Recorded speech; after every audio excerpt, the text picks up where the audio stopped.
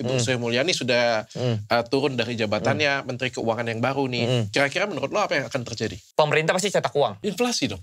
Pasti. Ya, dia terus gak perlu perantau. apa yang harus kita lakukan nih? Ya mati sih.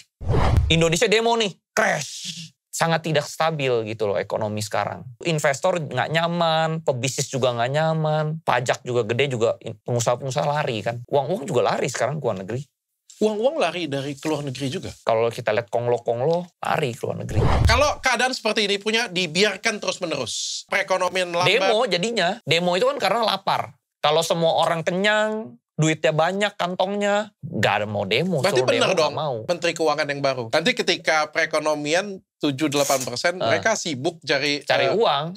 Nah sekarang yang lapar banyak masalahnya. Kalau kita melihat ya sampai sekarang kan cukup menyeramkan ya apa yang diceritain ya. Mungkin nggak Indonesia resesi atau bangkrut?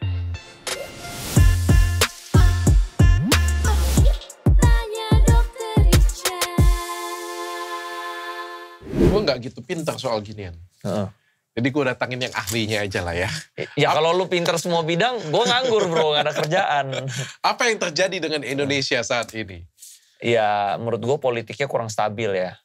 Kalau tahun-tahun sebelumnya gue di saham tuh, gue gak pusing gitu loh, dia gak fluktuasi. Nah, lu basicnya apa dulu sih? Saham? Investor? Gue investor saham. Investor saham? Tapi gue dulu kuliah bukan investor saham, gue kuliah itu entrepreneur. Oh, kuliah entrepreneur sama marketing. Ada bisnis yang real nggak? Sekarang nggak ada. Dulu gue bisnis. Gue dulu kuliah. Lu cuma beli saham, jual, beli saham, jual, beli saham, jual.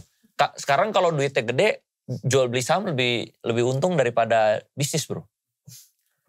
Kalau uangnya gede ya. Karena kan misalnya uangnya gede lu 1%, 10% aja dapetnya kan udah gede banget gitu. Udah cukup buat hidup setahun. Tapi bokap nyokap lu ngajarin kayak gitu dari dulu? Enggak.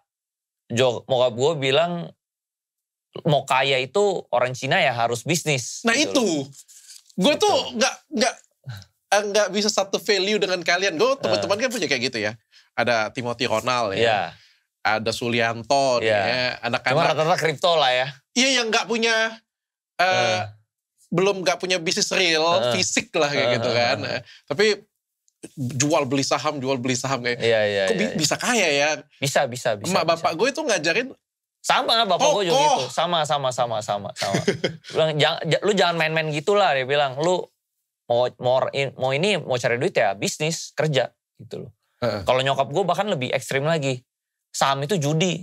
Ada teman mama tuh anaknya bangkrut gara-gara main saham gitu. Padahal main forex itu. Padahal main forex gitu.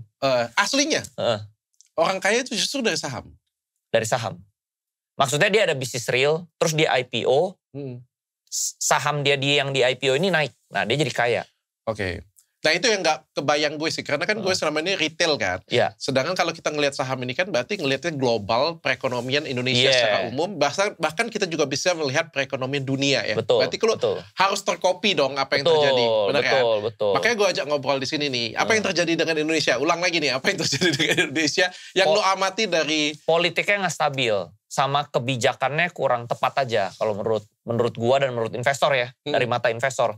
Nah itu yang investor lihat gitu, kebijakannya kurang tepat. Salah satunya. Oke. Gitu. Lalu politiknya nggak stabil, kayak makanya kemarin demo. Ya jadi itu bikin fluktuasi market. Jadi market itu bergeraknya lebih cepat daripada bisnis real. Oke, gue pengen tanya kayak gini ya. Kita anggap aja apa yang lu ngomong itu benar. Oke, berarti pemerintah sudah, Pak Presiden mengganti Menteri Keuangan nih. Iya. Berarti harusnya optimis dong. Nah, kalau si investor luar negeri, itu dia lebih optimis sama si yang sebelumnya. Gitu. Gue punya banyak pertanyaan buat lo. Karena gue gak ngerti ya. Iya. Kita bilang saja Ibu Sri Mulyani. Menteri Keuangan kita yang sebelumnya. Terkenal sekali, katanya menteri terbaik, katanya pintar sekali. Bahkan ketika beliau turun aja banyak banget postingan yang bahwa aduh hancur di Indonesia. Dan lain sebagainya ya. Berarti orang kan optimis banget dengan Sri Mulyani ini. Orang yang pintar, orang yang cerdas, orang yang luar biasa. Kita dapat berkah yang luar biasa selama dia jadi menteri. Tapi yang kita rasakan sampai 2025 akhir. 2025 pertengahan, perekonomian kita benar-benar melambat. Benar kan? Benar. Daya beli lemah.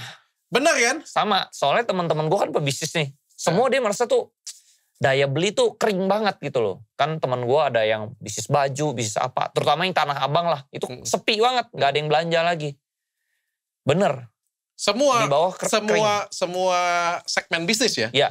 Karena gue merasa kalau bisnis real itu sepi, orang-orang larinya ke saham. Sama kayak di COVID tuh. Semua bisnis kan tutup. Orang larinya ke saham. Nah gitu sekarang juga sama nih. Saham lagi rame. Kelihatan, artinya bisnis real lagi sepi. Jadi mereka lari ke saham. Karena kan dia gak bisa kerja. Dia cari lapangan kerja gak diterima. Tapi masih ada sisa duit nih sedikit. Ya udah, bertaruh aja di bursa saham. Nah, itu yang terjadi. Gitu. Judi dong? Ini banyak yang ngomong judi nih. Semi-semi ya. Orang tua lu ngomong judi? Judi. Kalau gak salah pemerintah juga ada yang ngomong judi ya? Iya, saham itu judi gitu. Ya sebenarnya ditanya judi apa enggak, tergantung. Kayak misalnya kita kalau beli perusahaan dipelajarin itu gak berjudi. Ini kan beli saham itu sebenarnya beli saham perusahaan loh. Kayak misalnya lu perusahaan private, lu beli sahamnya. Ya itu lu beli saham juga sebenarnya. Cuman bedanya nih publik aja perusahaannya. Sama juga sebenarnya beli saham itu seperti itu. Kayak contoh nih gue invest di Athena. Ya gue beli saham Athena kan. Oke. Jadi sekarang pasar saham jadi lagi rame. Karena retail tidak baik-baik saja. Iya. Bisnis real tidak baik. Jadi dia lari ke digital. Oke. Sekarang kalau kita ngomong Menteri Keuangan yang baru itu siapa? Ya yang baru yang kemarin itulah. Siapa yang namanya ya? Siapa yang namanya ya? Purba Sadewo. Ya, lu tau gak sih itu siapa? Kalau gue lihat sekilas backgroundnya sih oke ya. Apa kuliahnya di Amerika ya kan. S1, S2 di Amerika. Bahkan sampai S3. Terus backgroundnya juga dari saham. Cuman kalau kinerjanya ya gue belum tahu. Kan dia baru menjabat beberapa hari lah. Apa yang buat Ibu Sri Mulyani itu orang bilang dia pintar sekali. Apa sih yang bikin dia luar biasa sekali? Aku gak pernah kerja dengan dia ya. Oh, iya. Dan aku gak ngerti juga apa yang dia kerjakan. Kalau si investor lihat ya. Ini kalau dari mata investor itu di masa jabatan Sri Mulyani yang udah 10 tahunan ini, bursa saham itu naik. Dari cuman 1000-an, 2000, 3000, 4000 sampai tertinggi 8000. Artinya kepercayaan investor tuh kinerjanya ya naik gitu loh bursa sahamnya. Gitu. Jadi di mata investor masih positif. Oke. Gitu. Nah begitu dia turun, terus udah gitu kan dulu yang minjem uang, semua kan Sri Mulyani. Begitu dia turun, ada yang bisa gak penerusnya gitu kan. Nah itu yang si investor lihat lah. Terus tapi kan lebih meyakinkan lagi dia, bahkan beliau Menteri Keuangan yang baru bilang aja, IHSG katanya 37.000. Nah, cuman itu kan gak realistis ya. Lu maksudnya bertahun-tahun aja cuma bisa nyampe ke 8.000 gitu loh. Kalau ke 37.000 kayaknya gue beli roket sih bro. Itu sombong atau kepercayaan diri? Tapi kalau gue suka orang yang percaya diri. Gue suka orang sombong sebenarnya. Karena sombong itu membuktikan bahwa dia percaya diri. Dia yakin sama kemampuannya. Ya cuman bisa atau enggak ke sana, ya kita lihat lah. Tapi gue lebih suka orang sombong daripada orang pesimis. Nah, kayak misalnya ada orang nih, gue bisa nih, gue pasti kaya. Walaupun dia belum kaya gitu. Nah, gue lebih suka nih. Artinya dia udah pede dulu sama dirinya. Daripada yang lu ketemu tuh kayak, aduh susah. Kayak misalnya lu suruh gini, aduh gak bisa deh susah. Gue lebih males yang kedua. Gue lebih prefer yang pertama. Oke, karena overconfidence. Mental. Jadi, tapi bisa kesana atau enggak tergantung kemampuannya.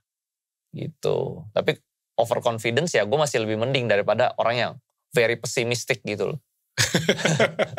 Toxic kalau gue bilangnya gitu. Oke, sekarang perekonomian melemah. Gak mungkin dong cuma perekonomian melemah cuma gara-gara kita ngomong makan siang gratis ya. Ya macam-macam, banyak kebijakan yang, tapi makan siang gratis itu dananya besar sekali bro. Itu ratusan triliun kan itu ya. Terus bahkan tahun depan mau pinjem duit lagi ratusan triliun. Oh sama juga Danantara. Dulu misalnya perusahaan-perusahaan BUMN nih bagi dividen. Kan dividennya gede tuh triliunan. Dapat uang, pemerintah dapat uang, uangnya dibelanjain ke masyarakat. Sekarang uangnya naik masuknya ke Danantara. Nah jadi duitnya gak keluar nih. Jadi dia terima tapi lu gak belanjain. Nah jadi di bawah kering. Oh jadi gak berputar. Gak berputar. Karena dimasukin ke holding Danantara ini. Semua uang masuk sini. Jadi duitnya ini mengendap di sini. Ratusan triliun. Dan antara fungsinya untuk? Dia cari perusahaan invest lagi, investment. Dia mau investasi supaya ininya bisa lebih gede lagi uangnya. Tapi ini gak masuk ke masyarakat, masuknya ke, dia carilah perusahaan-perusahaan mana yang bisa diinjek. Gitu loh. Ceritanya begitu sebenarnya. Jadi dibawa kering. Makanya yang tidak terjadi perputaran ekonomi. Tidak, iya. Contohnya nih misalnya perusahaan lu ambil keuntungan terus, tapi lu gak belanja. Lu taruh duitnya ke luar negeri. Kering. Cuma ini skalanya lebih besar ya. Skalanya lebih besar. Kering lah, di bawah kering. Ya contoh misalnya kita ngomong yang ini judi online deh. Itu kan juga bikin duit kering. Duitnya diserap, lari ke atas, gak balik lagi ke bawah. Berputar di luar negeri. Ya. Gak balik lagi ke bawah. Gak. Gitu. Pasti kan dilariin ke luar negeri semua. Ke kripto lah atau apa. Atau misalnya orang yang sekarang kan anak muda juga trending nih. Beli kripto. Beli kripto itu kan juga duit keluar. Ya paling pemerintah dapat lah dipajak sedikit. Tapi sisanya kan lari. Oke. Ya, kalau kering kita lah. Melihat yang terjadi sekarang, sudah terjadi nih ya. Ibu Sri Mulyani sudah turun dari jabatannya. Menteri Keuangan yang baru nih. Kira-kira menurut lo apa yang akan terjadi? Yang terjadi nih. Pemerintah pasti cetak uang. Karena di bawah nggak ada uang, pasti pemerintah cetak uang. Inflasi dong? Pasti. Makanya rupiah kan lihatnya ya naiknya cepat. Harga emas sudah naiknya gila-gilaan. Inflasi bener. Itu yang terjadi. Cetak uang atau kalau kemarin ada berita katanya akan cetak 200 triliun. Yes. Ada juga cerita, tadi malam gue baca, BI ada uang 400 lebih triliun, dia mau ambil 200 triliun itu untuk diputar. Itu cetak atau sebenarnya dana titipan atau bagaimana? Yang mana yang benar? Gue belum pelajarin detail sih, 400 itu duit diputar atau duit apa ya, gue belum pelajarin detail. Cuma biasanya kalau kayak di COVID gitu, itu pemerintah cetak uang. Lebaran, itu biasa pemerintah sering cetak uang. Gitu. Nah cetak uang ini sebenarnya menstimulasi bagian bawah. Menstimulasi gitu, oh bawah jadi punya uang lagi. Tapi ujungnya lari ke atas lagi bro. Karena orang bawah ini mereka spending. Mereka tidak beli aset, mereka spending. Consumer kan. Uang-uang consumer ini kan lari ke perusahaan-perusahaan. Kayak perusahaan-perusahaan misalnya BCA, BRI, ke bursa saham. Yang kaya ya tetap memang menengah sama kaya pasti lebih kaya lagi. Begitu cetak uang. Sama ya pas COVID 2020 itu yang kan pemerintah cetak uang buat stimulasi yang bawah. Tapi duitnya balik lagi lari ke orang atas. Karena yang aset-aset itu semua dipegang sama orang atas kan. Orang middle up lah. Oke, kalau misalnya pemerintah cetak uang, apa yang harus kita lakukan? Ya, kita kan yang simpel aja lah ya. Mungkin ini kan bukan, channelku kan bukan yang nonton bukan pebisnis lah ya. Iya, finance. Emak-emak, bapak-bapak, anak-anak muda ya kayak gitu ya. Kita yang paling simpel aja. Sekarang yang nonton ini kebanyakan punya bisnis, retail, dan lain sebagainya. Apa ini yang harus kita lakukan supaya kita bisa bertahan, bahkan lebih baik dan mengambil keuntungan di saat masa seperti ini? Kalau gue di saham ya, bursa saham juga lagi rame, cari untung di bursa saham paling gampang sekarang. Karena rame. Pilih yang kecil-kecil aja, yang gorengan-gorengannya banyak yang naik sekarang. Kalau misalnya bursa saham lagi sepi nih, lu cuma bisa pilih perusahaan-perusahaan yang bagus baru untung. Sekarang yang jelek-jelek aja semua pada naik. Karena kan retail-retail masuk nih yang kecil-kecil. Mereka kan kagak ngerti, mereka kan masuk gak dibelajarin dulu. Mereka apa aja denger dia tembak ya. Jadi semua kecil-kecil naik semua tuh. Gitu. Cuman bisa bertahan atau enggak tahu deh. Oke, gitu. Itu kalau di saham ya? Kalau di saham. Kalau di bisnis, retail? Kalau di bisnis, sekarang sih mereka lagi surviving mode ya, kalau teman-teman gua sih. Mungkin yang bertahan ya kayak misalnya logistik, itu masih bertahan. Tapi kalau yang ke consumer itu mati biasanya.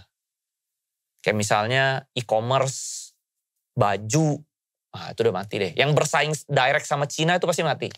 Mainan, mati. Karena apalagi lu punya pabrik, itu udah pasti mati. Karena impor lebih murah daripada lu bikin. Gitu. Dan sekarang zaman dulu kita tuh beli barang dari Cina, kita jual di sini. Sekarang orang Cina datang sendiri jualan di sini, bro. Lu gak bakal bisa saing sama mereka. Sekarang dia sendiri, mereka datang, sendiri. Iya. Contoh misalnya gue ada teman, misalnya dulu dia kaya dari jualan payung gitu ya. Sekarang bangkrut. Karena si orang Cinanya dari pabriknya langsung jualan direct payungnya di Indonesia. Jemput bola langsung ya? Iya. Dan gampang buat mereka. Mereka tinggal ke Indonesia, hire orang Indonesia, udah bikin sendiri. Ya, dia nggak perlu perantara. Apa yang harus kita lakukan nih? Toko-toko retail apa yang harus dilakukan? Ya mati sih. Harus ganti bidang menurut gua. Bidang yang nggak bisa direct, kecuali pemerintah bikin kebijakan. Impornya dibatasin atau segala macam mungkin masih bisa. Berarti kalau retail sebenarnya kalau dengar berita ini berarti hampir tidak ada yang bisa dilakukan. Nggak bisa. Kecuali menunggu kebijakan dari pemerintah untuk melindungi kita sama-sama. Iya. Supaya betul. masih bisa hidup lagi jualan. Iya, betul. Apapun yang dilakukan ya agak susah ya. Agak susah. Karena daya belinya memang tidak ada. Nggak ada. Dan juga persaingan bisnis jadinya. Iya, persaingannya ketat. Duitnya daya beli masyarakat juga kering. Terus sekarang mahal kan, apa-apa mahal kan. Lu mau sewa tempat udah biayanya mahal segala macem gitu loh. Berarti malah bikin sesuatu strategi yang ekstrim pun juga sangat tidak disarankan ya. Tidak disarankan. Mempercepat kematian saja ya. Iya, sekarang surviving mode. Survival mode lah. Irit-irit yang penting bisa lewatin badai lah. Sekarang bukan waktu yang tepat buat ekspansi ya menurut gua. Oke. Retail surviving mode seperti ini menurut lo sampai kapan? Sampai kapan ya? Kayak kita sebenarnya nggak tahu ya badai itu kapan lewatnya ya. Cuma bisa nunggu sampai misalnya pemerintah bikin kebijakan yang lebih tepat, ya baru bisa gitu loh. Tapi di bursa saham juga seperti itu ya. Kalau dulu orang tuh sukanya beli, dia tunggu, dia hold jangka panjang. Sekarang kalau kita lihat retailnya ya, bahkan gue sendiri ya, gue nggak berani pegang lama-lama bro. Beli udah untung jual. Beli udah untung jual. Beli udah untung jual. Kenapa? Karena kalau gue pegang lama-lama nih. Terus Indonesia demo nih. Crash. Lama lagi nunggu baliknya lagi. Baliknya lagi lama lagi gitu loh. Terus udah gitu gue beli lagi nih di bawah. Nunggu lagi crash lagi. Ntar ada demo lah, ada apalah. Jadi sangat tidak stabil gitu loh ekonomi sekarang. Gitu. Jadinya orang juga nggak ada yang di bursa saham juga pegangnya nggak lama-lama. Udah untung cepet-cepet jual. Kalau nggak nanti besok ada demo atau balik lagi nih. Gitu kan. Jadi itu investor nggak nyaman, pebisnis juga nggak nyaman, pajak juga gede juga, pengusaha-pengusaha lari kan. Uang-uang juga lari sekarang ke luar negeri. Kalau yang gue lihat ya dari teman-teman gue gitu. Uang-uang lari dari ke luar negeri juga? Lari. Kalau kita lihat konglomerat orang kaya, lari ke luar negeri. Di Indonesia merasa nggak nyaman gitu loh. Ya karena di bawah kering kan mereka takut lah dimintain uang, segala macem. Premanisme. Ya lari duitnya ke luar negeri. Oke, itu retail. Sekarang retail. Pekerja, menurut gue kalau pekerja lu nggak bisa ngandalin pemerintah. Lu harus mulai aktif cari bisnis sendiri. Ya bikin konten kayak jadi konten kreator kayak apa aja yang lu bisa kerjain, lu kerjain dulu deh. Lu buka internet belajar editing kayak ya jadi lu bisa sampingan lah. Kalau lu cuma ngandalin kerja, sekarang AI aja. Orang udah nggak butuh. Dulu gue bikin karyawan banyak ya buat bikin konten ya. Sekarang enggak bro, gue rampingin 1 orang bisa bikin 5 konten. Gitu. Jadi makin susah cari lapangan pekerjaan. Terus jumlah penduduk kita kan banyak. Nah ini balik lagi nih, kalau gue di bisnis itu namanya sistem supply and demand. Kalau supply orang yang mau kerja banyak, demand-nya sedikit, gaji mereka nggak bisa naik. Oke, pasti diturunin. Iya, karena lu nggak mau nih gaji 3 juta. Ya udah, gue masih ada yang lain. Gitu loh. Nah makanya kalau pemerintah Cina dulu, kebijakannya, 1 anak, semua orang cuma boleh 1 anak. Begitu punya 1 anak, penduduknya jadi ramping, jadi kecil. Terus 1 ini difokusin jadi semuanya ini anak ini pinter saingannya. Jadi kalau gue lihat orang-orang Cina yang di mainland sana ya, mereka tuh punya anaknya itu bener-bener bisa dilesin 5 bro. Kalau dia nggak dilesin 5, lu bakal saingan sama orang yang ngelesin 6. Jadi mereka invest gila-gilaan di anak. Jadi anak ini benar-benar multi talenta gitu loh. Nah, itu yang bikin sekarang orang Cina tuh maju banget. Nah gajinya juga jadi gede-gede. Oke, yang jadi masalah di tempat kita sekarang jumlah orangnya banyak. Skillnya di bawah. Terus demand-nya dikit. Oke, jadi dibayar murah. Iya, dibayar murah. Dan dibayar murah pun mereka terima. Nah kalau daripada nggak dapat sama sekali. Iya. Nah makanya sekarang harus dirampingin dulu, populasinya didikitin, baru gaji. Tapi itu namanya bonus demografi katanya, kayak gimana sih? Ya tapi bonus demografi itu ya pekerja kasar jadinya. Gak bisa pekerja atas. Oke, ini sudah lu jelasin sampai gue yang awam aja denger ya, cukup serem. Endingnya kayak tapi gue bukan takut-takutin, gue sih mensupport aja pemerintah sekarang. Endingnya bagaimana? Endingnya menurut gue, ya kalau lu jadi pemerintah ya lu harus bikin kebijakan yang tepat gitu. Kebijakan yang tepat. Kebijakan ini ya harus bikin, ya contohnya sekarang sama juga deh, perusahaan-perusahaan BUMN. Itu 50% lebih rugi bro. Rata-rata itu rugi. Gitu. Itu juga gue gak habis pikir ya. Gue yang bego atau bagaimana ya? Gue kan juga punya perusahaan ya. Iya. Bagi gue sih kalau... Tapi lucunya begini bro. Kayak ada pengusaha kaya dari bisnis kelapa sawit contohnya. Tapi pemerintah punya perusahaan kelapa sawit, PTPN 1, 2, 3, 4, 5 sampai berapa. Itu rugi. Itu juga gak masuk akal sih. Ya kan jadi bingung kan. Ada beberapa yang gue gak masuk akal tuh contoh kayak gini ya. Kita ngomong BUMN ya. BUMN ini nih beberapa kan pegang monopoli kan. Iya kayak Pertamina kok rugi. Kok bisa ya? Nah iya Petronas untung banget sampai bikin 2 tower Petronas. Sampai bisa Formula One tuh sponsornya Petronas gitu loh. Gue gak masuk di pikiran. Gue sih gak pinter-pinter banget sih. Bro. Udah gue ngomong aja belak-belakan. Gue sih gak pinter-pinter banget ya. Tapi kalau satu Indonesia ini klinik kecantikan cuma ada Athena sih. Gue rasa gue pasti kaya. Di atasnya kaya lagi deh kan. Tapi kalau pemerintah bikin klinik kecantikan, gue pasti yakin 80-90% rugi. Gak mungkin. Kita kalau monopoli kan pasti korupsinya bro, sama gajinya gede. Kalau kita kan perusahaan mismanage, betul. Kalau kita kan perusahaan swasta selalu mau dirampingkan gitu, diefisiensikan gitu loh. Kalau mereka kan hire. Listrik, air ya kan. Komunikasi ya. Ya bisa diiritin gitu kan. Komunikasi, apalagi itu. Minyak, bener. Wah gila ini. Itu bener. Kita ngomongin listrik aja ya. PLN aja rugi bro. Kita ngomongin listrik aja ya. Semua orang Indonesia ini kalau dimatiin lampu, satu jam aja. Udah teriak tuh. Iya, Bahkan ada meme-nya tuh. Kalau polisi katanya 7 hari cuti aja, wah masih mending dibandingkan dengan PLN. Cuti 1 jam. Benar. Jadi semua orang teriak-teriak. Itu bro masalahnya di situ. Jadi rugi. Nah, oke begini deh.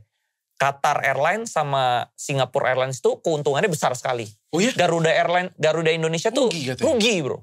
Rugi triliunan. Nah itu. Kok bisa? Lu jangan tanya sama gue, lu tanya sama mereka yang manage. Padahal satu lu apa? Yang terbaik gitu loh. Ya mismanage.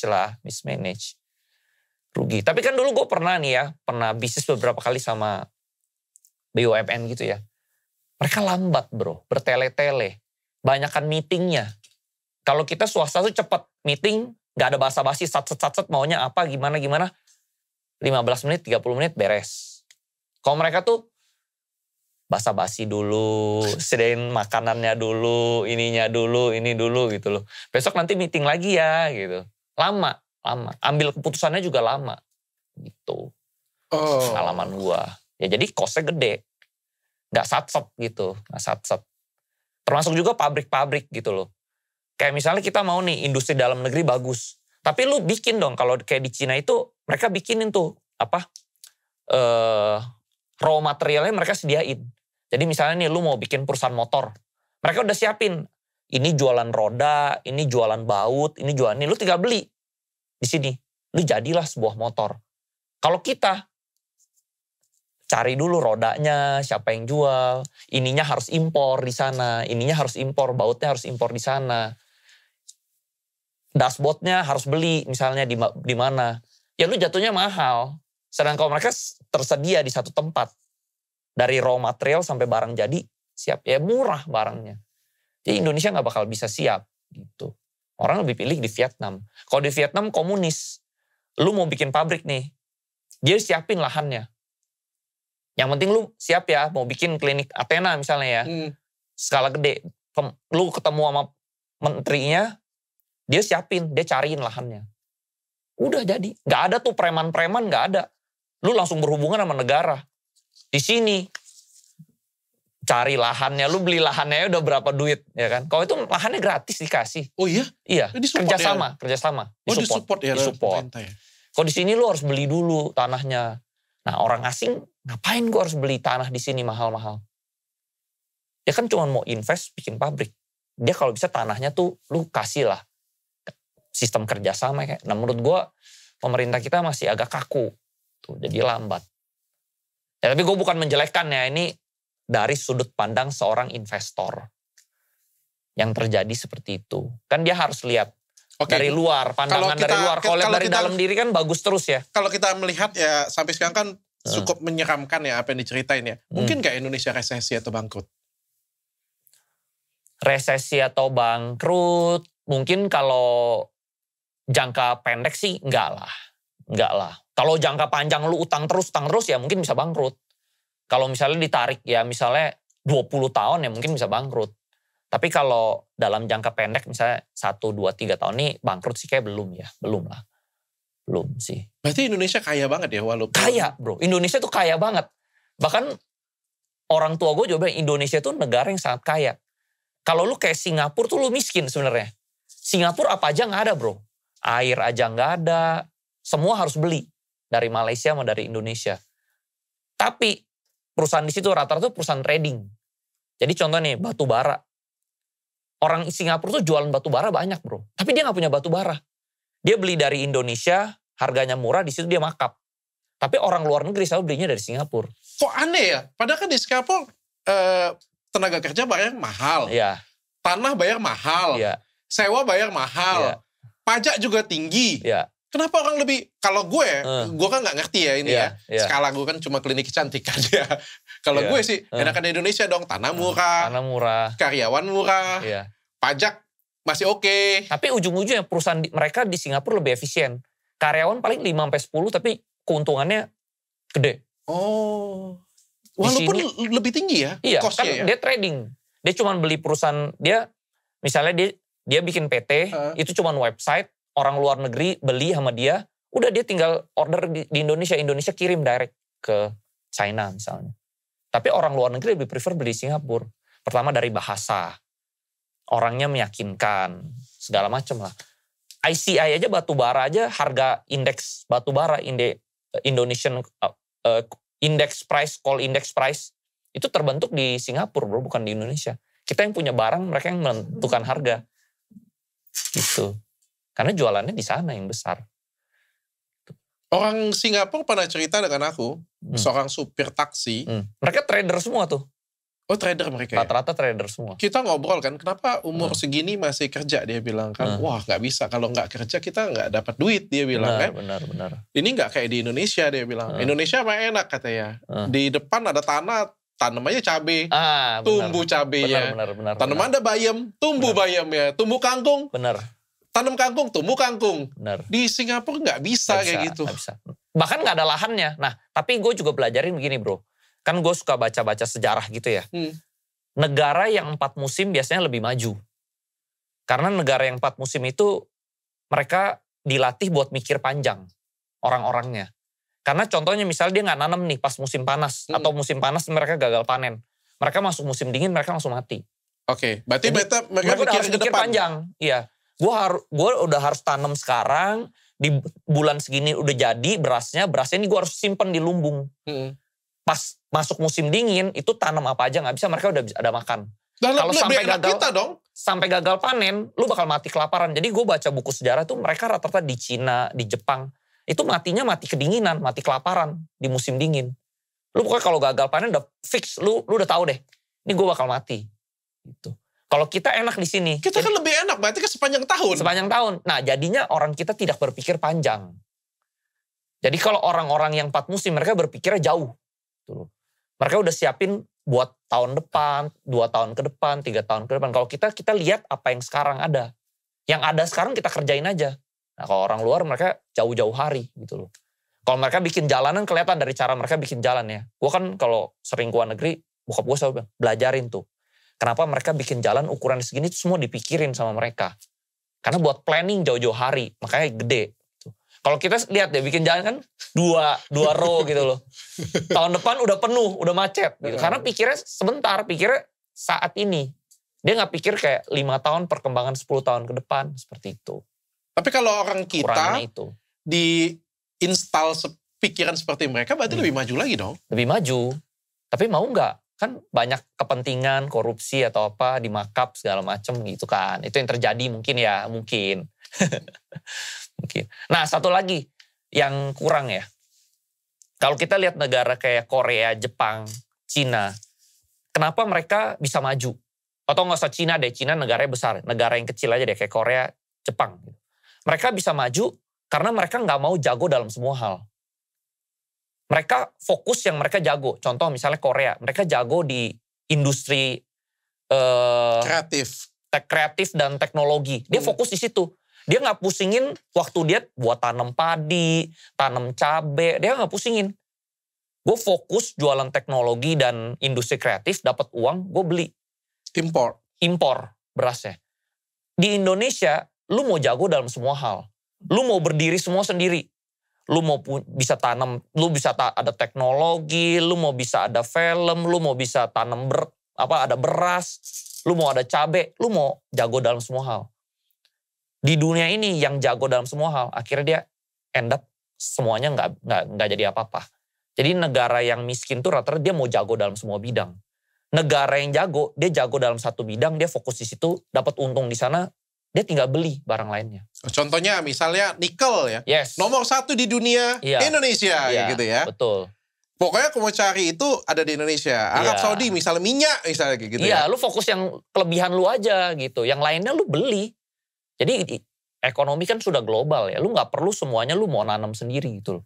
Contohnya kita bisnis. Gue mau punya lahan padi sendiri. Biar gue bisa makan. Gue bisa sustain sendiri. Gue gak mau hidup sama orang lain. Mati. Tuh. Jadi lu fokus di yang lu jago. Sisanya lu expertise orang lain ya lu beli aja. Lu beli aja beras dari Thailand murah. Contoh doang. Oh oke. Seperti itu. Jadi fokus di yang lu jago. Misalnya lu jagonya batu bara, ya fokus di batu baranya dibagusin, harganya dicakepin. Sampai hulu ke hilir dimaksimalin, nah lu jualnya harga tertinggi gitu. Kayak gitu. Contoh misalnya kita punya nikel. Ya lu bikin industri baterainya dari hulu ke hilir di sini gitu. Jangan lu cuma jualnya raw. Nah tapi pemerintah kan udah mau bikin hulu ke hilir seperti itu udah bagus lah. Udah ada arah sana. Oke, solusi deh. Kalau aku melihat kayak gini. Kalau misalnya nih, kita lihat kalau misalnya solusi jangka pendek ya. Membuat hutang yang baru. Hutang yang baru itu. Udah kan sekarang kan daya beli jelek banget nih. Iya. Perekonomian juga sangat melambat nih. Iya. PHK di mana-mana. Gue pengen tanya dulu ya. Kenapa ini PHK di mana-mana, perekonomian melambat? Itu fakta kan yang fakta. Yang mencari lapangan kerja tuh di Bekasi tuh videonya kan sampai banyak banget kan. Daya beli juga melambat. Daya beli lemah. Itu fakta kan? Fakta. Jadi sebenarnya ekonomi itu sebenarnya semua berputar. Semua itu saling berkait. Dari bursa saham sampai bisnis real sampai ke masyarakat itu semua saling berputar nih. Kita bisa lihat ya. Lihat. Gak bisa bohong ya? Gak bisa bohong. Kalau bawah kenyang, dia belanja ke bisnis-bisnis ini maju ini investor rame ini muter lagi. Investor untung balik lagi ke bawah. Ini muter sebenarnya. Kalau ada satu yang stuck, itu semua jadi stuck. Oh, makanya kalau misalnya judol itu ada segmen di luar, keluar, gak bisa putarannya, gak balik lagi. Putarannya gak habis, mengecil. Kebagian sini, kecil dia jadinya. Terus Danantara sedot lagi, mengecil lagi. Mengecil lagi. Jadi ya duitnya makin dikit. Nah jadi sekarang dari segi perusahaan, survival mode. Stop ekspansi. Pertahankan yang ada aja. Tapi kenapa dari pemerintah yang aku lihat postingannya, Indonesia baik-baik saja, lapangan kerja cukup, banyak, perekonomian bagus. Datanya beda. Data di World Bank kalau data di World Bank, sebagian besar populasi Indonesia itu kelas miskin. Kalau data di BPS kalau nggak salah, itu sebagian besar itu lumayan lah, middle. Tapi standarnya beda nih, kalau World Bank itu misalnya standar kelas menengah itu berapa juta ke atas, kalau di Indonesia itu cuman berapa ratus ribu gitu per per hari kalau nggak salah ya. Standarnya Standarnya beda. Satu jadi, standar dunia, satu standar lokal. Yang katanya, ini gue takut hoax ya, maka kan media sosial kan banyak yang hoax ya. Jadi yang katanya bisa spend 20.000 per hari itu sudah orang yang... Nah itu, kaya misalnya. Iya. Orang yang punya pendapatan 3 juta per bulan tuh orang kaya katanya. Enggak lah. 3 juta aja UMR-nya belum masuk bro. UMR Jakarta udah 5 juta lebih sekarang. Berarti banyak orang kaya dong di Indonesia. Iya. Nah itu data BPS-nya banyak orang kaya. Tapi kenyataannya di lapangan. Lu kalau di Jakarta pembantu bro. gue orang kaya dong. Iya. Lu kalau di Jakarta 3 juta. Itu setengah mati bro. Sebenarnya. Pas-pasan lah. Ngepas banget. Kalau di Jakarta ya. Kalau di ibu kota ya. Apa-apa kan mahal. Nah itu yang terjadi di ekonomi. Ya tapi kalau kita bisnis nih. Lu berhutang. Buat tutupin hutang lama. Ya lu tinggal tunggu masa waktu lu bangkrut sebenarnya. Jadi hutang tuh tidak disarankan di saat seperti ini? Sebenarnya bukan nggak boleh. Boleh berhutang tapi hutang itu terbagi dari dua kalau gue bilang. Ada good debt sama bad debt. Ini hutang ini lu berhutang bisa jadi good debt atau jadi bad debt. Good debt itu kalau misalnya lu berhutang bisa dapat uangnya lebih double. Lu misalnya hutang 100 bisa jadi 200. Itu good debt. Tapi kalau lu 100 besok jadi 0 itu bad debt. Kayak konsumtif. Nah sebenarnya kayak misalnya lu beli nih buat makan, itu konsumtif. Hutang untuk makan siang gratis, konsumtif. Konsumtif. Hutang buat konsumsi untuk, kan? Hutang untuk nutupi hutang lain itu konsumtif. Juga. Bad debt juga. Nah jadi mereka harus bisa bedain ini dulu, ini good debt atau bad debt. Gitu. Jadi harus yang produktif. Itu sebenarnya. Gue pengen belajar deh. Kan kita kan negara kita kan UMR-nya 4,5 juta ya kalau nggak salah ya, 5 juta ya, around that ya. Yes.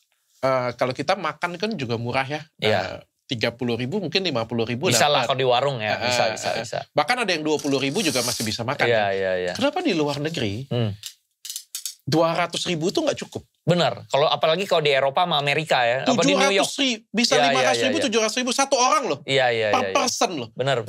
Terus juga kita berbicara gaji. Kalau di sini kita 5 juta kita bisa hidup. Jangankan 5 juta kita bisa hidup deh. Lu kasih 2 juta aja. Bisa hidup. Bisa hidup. Benar.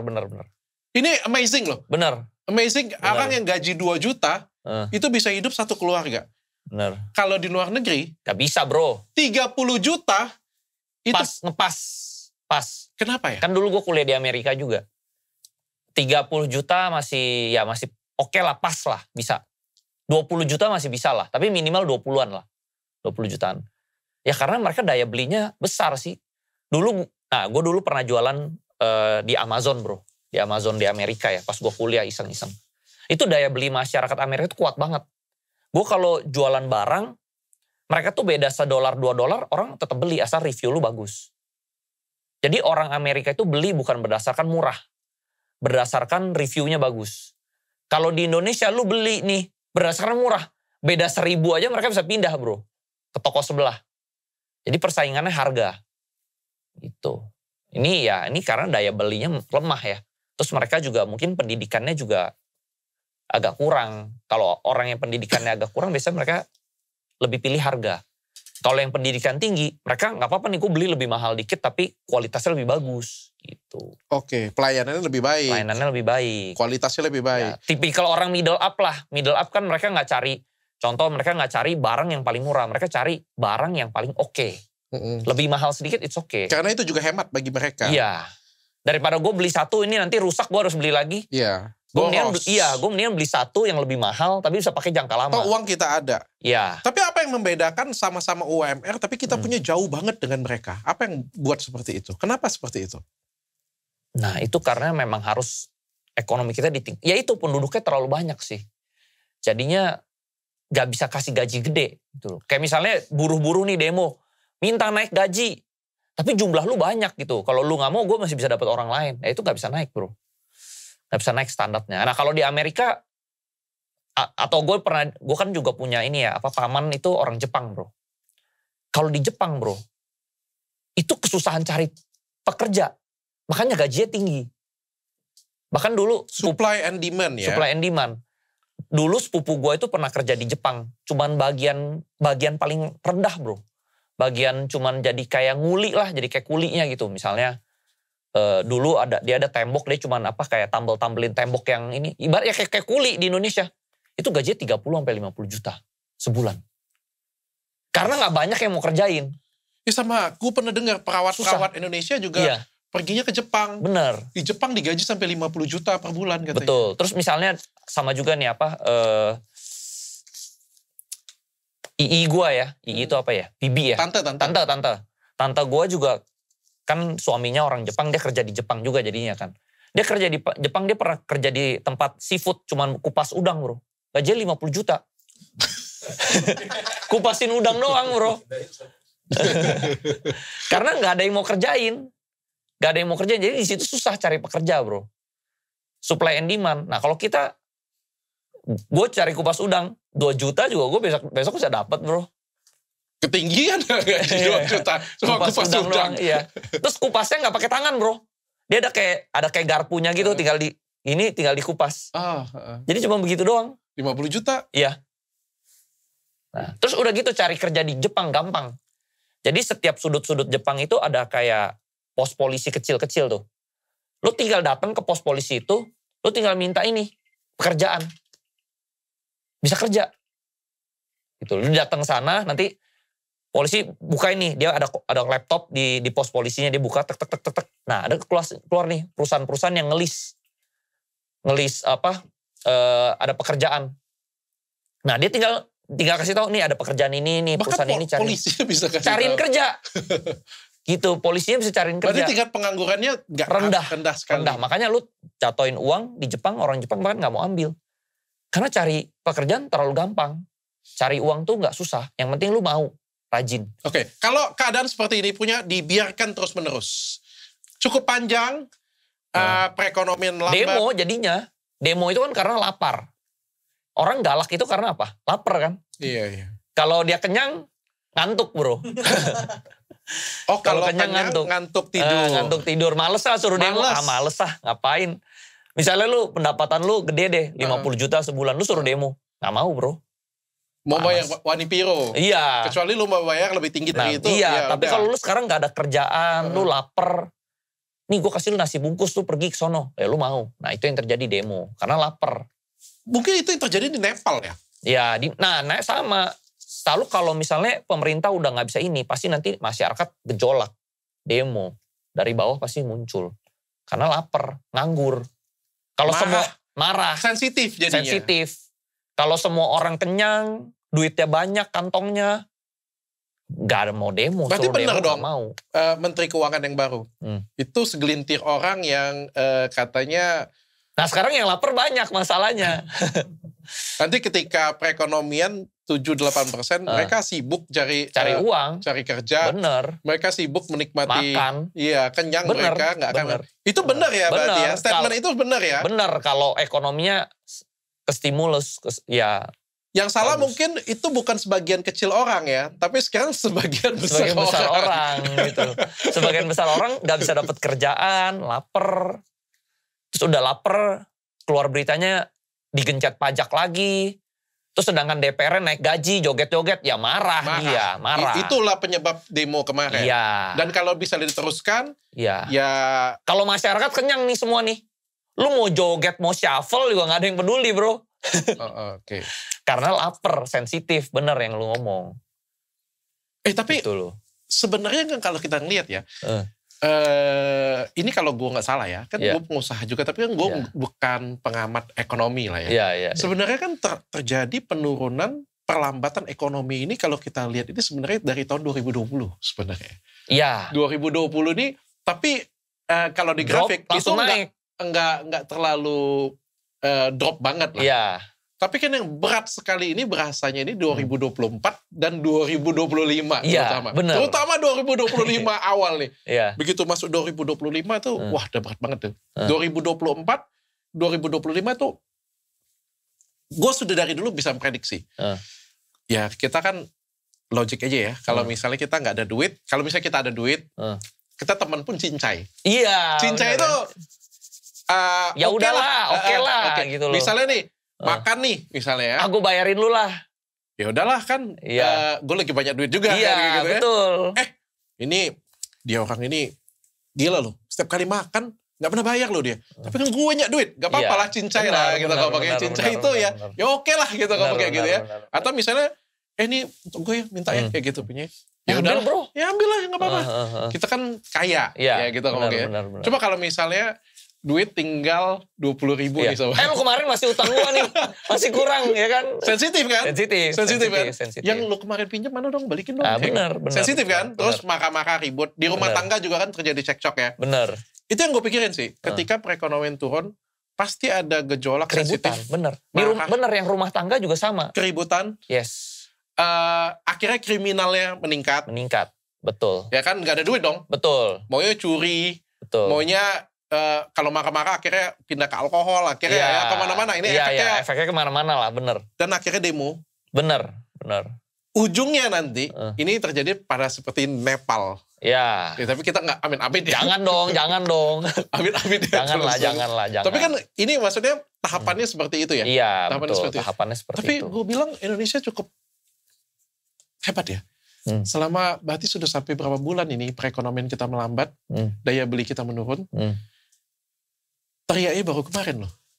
Menurut lu kenapa? Sebenarnya orang Indonesia itu tipikal, kalau gue kan dulu kuliah di Amerika ya. Orang Indonesia menurut gue tipenya orang baik. Orangnya sangat santun. Lihat aja kalau misalnya gue di kelas dulu ya. Kalau di Indonesia nih, siapa yang ada pertanyaan? Orang Indonesia rata-rata diem. Diem. Gak enakan. Kalau gak enakan. Kalau yang gak enakan sampai marah, ini artinya udah keterlaluan menurut gue.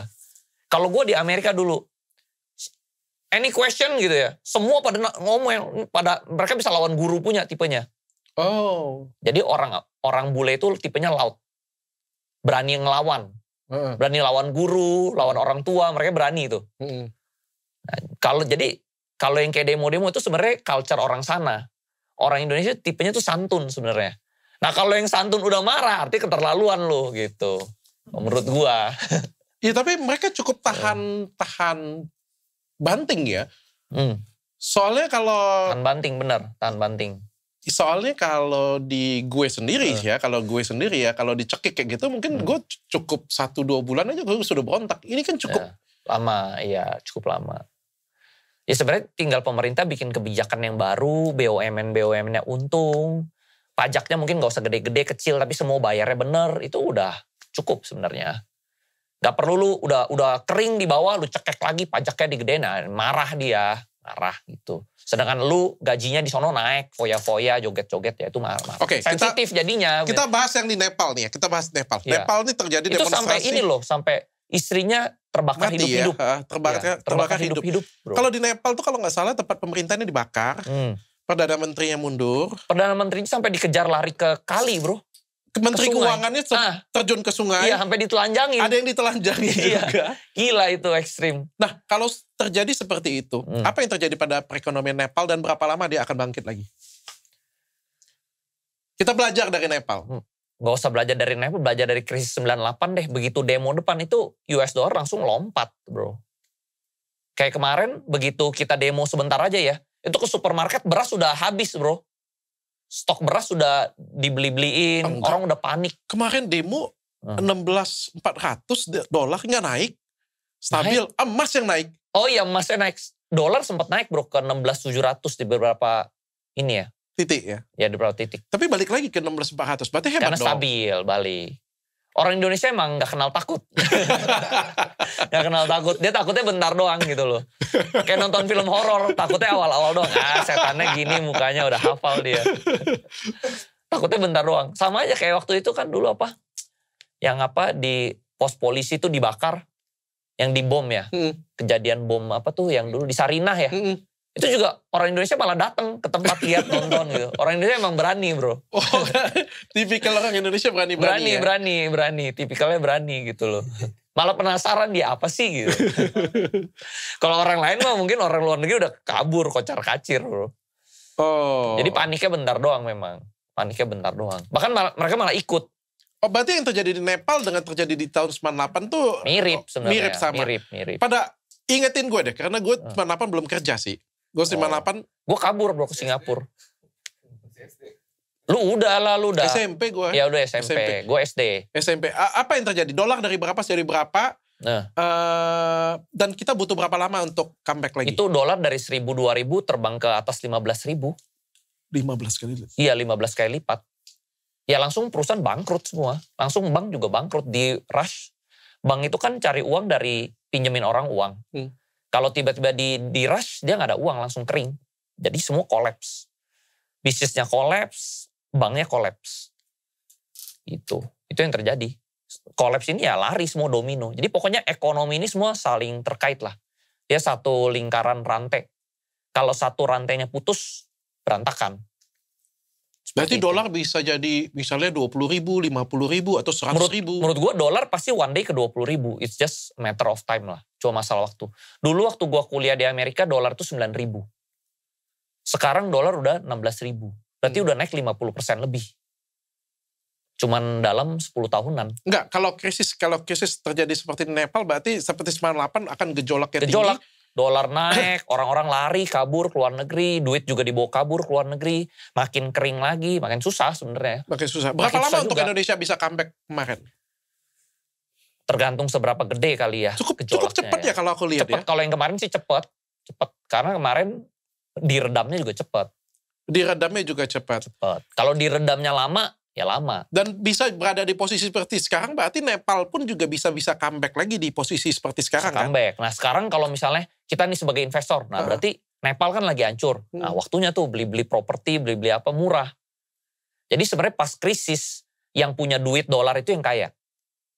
Kayak pas tahun 98 nih, gue ada orang tua gue punya temen, dia kebetulan dia emang nyimpennya dalam US dollar, dia tidak terdampak, malah dia makin kaya. Yang pegang rupiah, mati. Nah, karena dia pegang simpanan US dollar, dia punya duit banyak, harga properti anjlok, dia beli-beliin properti. Kaya. Gitu. Dan nanti begitu sudah comeback, dijualnya lagi dengan harganya lebih, rupiah? Iya, jualnya rupiah. Kaya dia. Kaya banget. Gitu. Oke, contoh kalau misalnya ini ya, barang ini ya, tadi barang ini ruko nih harganya 3 miliar nih. Karena nggak ada duit, 1 miliar aja gue beli nih. Iya. Tadinya kan gue beli US dollarnya $1 1.000. Terus $1 jadi 15.000. Gue jadi lebih murah 15 kali lipat. Tetap harganya 3 miliar tapi gue lebih murah. Gue tinggal convert dolar gue ke rupiah cuma keluar sedikit, kebeli itu. Oke. Kayak gitu. Dan ini juga kan pasti turun harganya nih. Karena nggak ada yang mau beli, nggak ada yang bisa sikat pakai cash nih. Gue yang sikat pakai cash. Iya. Jadi yang pegang dolar yang kaya. Oh, yang pegang dolar pakai cash. Iya, pegang dolar kaya. Tapi kalau pegang dolar berarti kita nggak sayang dengan bangsa kita dong. Iya, makanya pemerintah nggak kasih kita pegang dolar banyak-banyak. Kan setiap bulan dijatahin tuh. Lu cuma boleh beli dolar berapa puluh ribu dolar kan? Oh, itu alasannya. Alasannya supaya lu nggak tukerin. Itu. Bahkan sekarang kalau lu perusahaan tambang kan lu jual dari luar nih. Kan harus mengendap dulu di Indonesia. Baru lu boleh bawa ke luar negeri. Nah itu supaya pemerintah duitnya nggak lari nih. Gitu. Supaya orang juga nggak simpen banyak-banyak dolarnya. Oke, final. Kita yang simpel-simpel aja kan pemerintah bukan kita yang urus ya. Iya. Kita cuma bisa komen doang. Kita cuma bisa komentar. Dia pun juga nggak nonton channel kita. Nggak peduli juga. Menteri Keuangan juga channel apa nih kan? Kagak nonton juga dia. Dia juga nggak peduli juga dengan kita. Itu siapa Richard Lee itu katanya kan? Iya. Ini siapa Andri Hakim baru kemarin rugi 20 miliar gitu kan? Dia aja rugi katanya. Dia aja rugi. Mau ngajarin gua gitu kan? Ya, yang penting kan yang nonton di rumah nih ya, supaya dapat ilmu, dapat pengetahuan. Betul. Final nih, terakhir, apa yang harus mereka lakukan sekarang? Sekarang mungkin, nih kalau dari apa nih, pengusaha atau ibu-ibu atau apa? Boleh, dari pengusaha? Kalau dari pengusaha sekarang survival mode, jangan ekspansi terlalu cepat. Kadang yang ngebunuh pengusaha itu adalah dia berekspansi terlalu cepat. Oke. Gue pengen spesifik di sana. Tidak berekspansi, oke. Terlalu cepat. Sekarang mereka ini galau nih. Karena mereka tidak untung atau rugi. Tidak rugi. Ya. Rugi deh, kita ngomong rugi deh. Kita ngomong rugi deh, rugi. Apa yang harus dilakukan? Sebaiknya menunggu, bertahan. Atau tutup? Nah kalau dulu bokap gue suka ngomong gini. Tutup bisnis itu gampang. 1 hari lu tutup langsung tutup. Bangunnya lagi bisa 6 bulan. Jadi tutup itu gampang. Jadi usahakan kalau bisa jangan tutup. Kalau bisa. Tapi kecuali udah gak ketolong. Lu udah bleeding terus, lu udah gak tahan lagi, udah lalu tutup. Oke, jadi selagi masih bisa tutup bleedingnya, bertahan dulu. Karena tutup itu gampang. Lu 1 hari tutup, udah langsung tutup. Sedangkan kalau lu mau bikin baru, lu butuh renovasi, cek ini, cek itu, makan berbulan-bulan lah. Jadi tutup itu terakhir. Kalau lu memang udah gak tahan lagi, udah tutup. Sedapat mungkin kalau masih bisa ada nafas, jangan. Iya. Karena tutup itu sangat gampang. Berarti lu juga bisa melihat bahwa ke depan pasti akan cerah. Ke depan ya cerah kalau kebijakannya cerah. Ini menang kalah itu kan tergantung pemainnya. Kayak pemain bola nih. Menang kalah ditentukan oleh kesebelasan pemain ini. Kalau kesebelasan ini jago ya dia menang. Kalau kesebelasan ini adalah kurang ya dia pasti kalah. Berapa persen keoptimisan ini akan cerah? 50-50 kali ya. 50-50 ya. Gue gak bisa overconfidence. Tergantung kebijakannya. Kalau kebijakan positif gue pasti confidence. Kan gue lihat dari segi investor. Kalau investor tuh kurang yakin sekarang. Karena lu terlalu banyak spendingnya. Yang lu terima itu sedikit. Kan bisnis itu soal cash flow. Cash flow itu kan revenue kurang cost. Itu adalah cash flow. Nah sekarang kalau gue lihat Indonesia. Costnya lebih besar daripada yang dia masuk. Ya itu negatif dong. Pendapatannya negatif. Jadi ibarat lu banyak nih, kayak kita bisnis ya. Contoh lu bisnis, gue bisnis. Kalau ditanya maunya apa? Gue maunya bikin gedung gede, karyawan gue ada ribuan orang, sistemnya semua bagus, renovasinya semua kalau bisa pakai marmer. Lu selalu mau yang cantik deh. Tapi cantik itu mahal bro. Oke. Jadi sekarang kalau memang lagi gak ada uangnya jangan cantik dulu. Untung dulu. Untuk masyarakat kayak pengusaha orang Cina nih, untung dulu, baru lu cantikin. Nah jangan kayak lu maunya cantik-cantik dulu, lu bagusin, tapi lu bikin ini, tapi nggak untung. Karena contoh misalnya lu mau beli alutsista triliun-triliunan gitu ya, untung dulu, baru beli alutsistanya gitu loh. Contohnya bukan jangan gua ini beli dulu banyak-banyak, tapi lu hutang. Karena bebannya tinggi. Maintenance-nya tinggi gitu. Makanya yang penting lu kaya dulu. Lu kaya dulu baru beli rumah. Jangan lu beli rumah dulu baru kaya. Kebalik. Untuk masyarakat yang nonton? Untuk masyarakat yang nonton ya sekarang survival mode. Jangan boros-boros. Hemat-hemat. Seperti itu. Kalau ada duit, pindahin duit kemana? Emas? Properti? Ya, saham. Aku nggak saham. Kalau lu tanyanya gue saham ya gue saham. Lu tanyanya ke orang saham ya saham gitu. Tapi kalau misalnya lu, oke saham gak boleh. Ya mungkin kalau jangka pendek, emas kali ya. Emas, karena harga emas lagi naik terus nih. Tapi sekarang juga takutnya pucuk. Ya cuman kalau lu tarik panjang sih emas selalu untung ya. Emas selalu untung. Mungkin emas kali ya.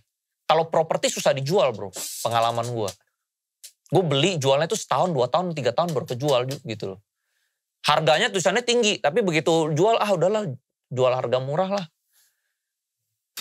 Jadi menurut gue emas lebih liquid daripada properti. Harganya juga naiknya lebih tinggi. Itu sih.